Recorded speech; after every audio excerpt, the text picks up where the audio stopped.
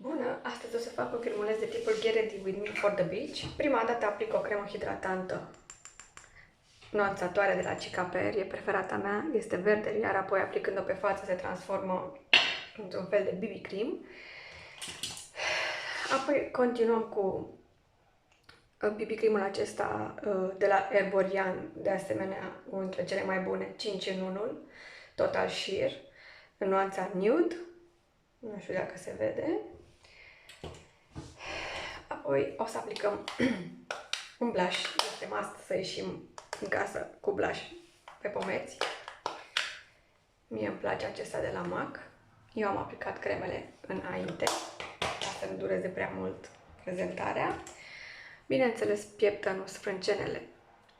În mod normal, eu aș folosi un rimel de sprâncene, dar acum, având în vedere că mergem la plajă și ne putem stropi pe față, n-ar avea rost să riscăm să ne curgă rimelul, așa că nu folosim. Și un rujuleț.